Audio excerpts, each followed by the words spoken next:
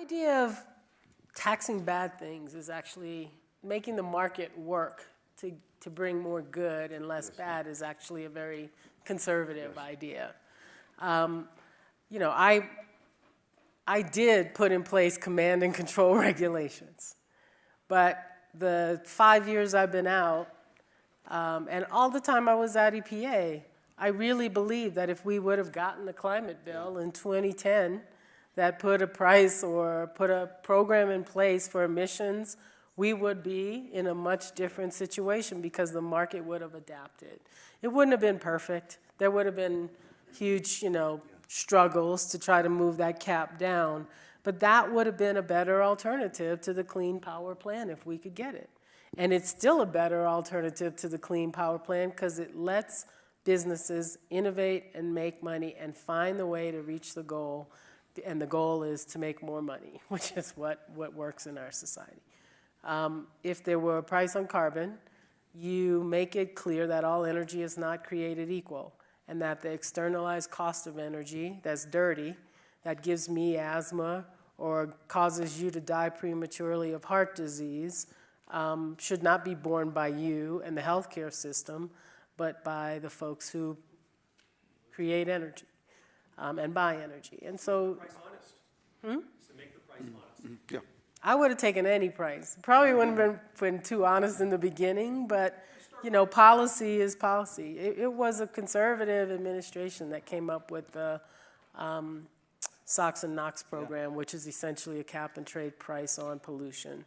It just got to be a bad word, and it's a shame because it has stifled innovation and it has allowed us to lose our lead on.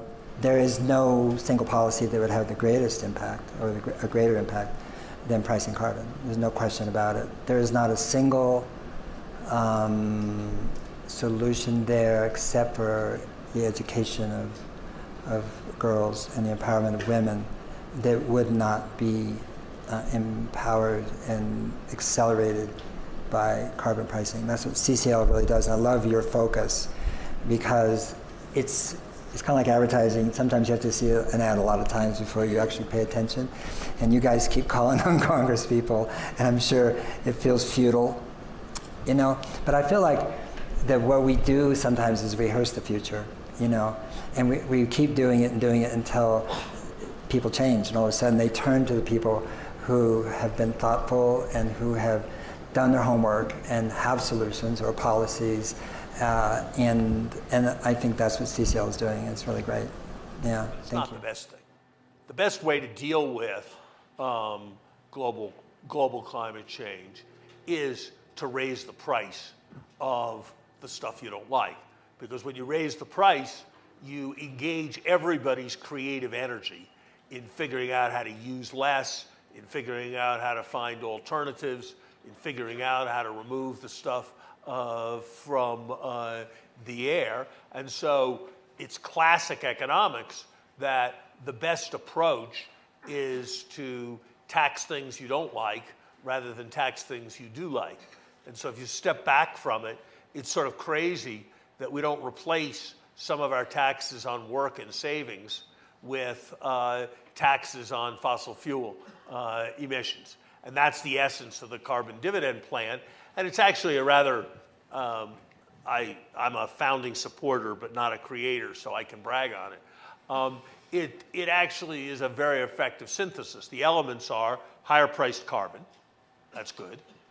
Rebate the money equally to all Americans, so that's highly progressive and helping those who are least well off. If you are putting a high price on carbon, then you can let the market figure out whether it's going to be solar power or whether it's going to be electric cars or what it's going to be. So no more government monitoring how intense the water can be in your shower and all the things that we're now monitoring. And the fourth element is fairness internationally. So if we put this tax on and some other country doesn't, then we're not going to let them sell carbon-intensive goods here without making a payment at the border. So those are the four elements, and it is a plan that should command widespread support.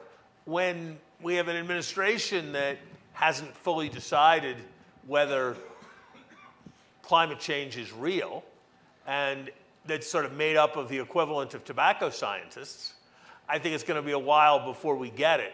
But when the time comes, and I'm somebody who believes that windows open in American politics, and what all these kinds of efforts do is set things up so that they're ready to move when the window opens, and I suspect the window will open at some point for something like this.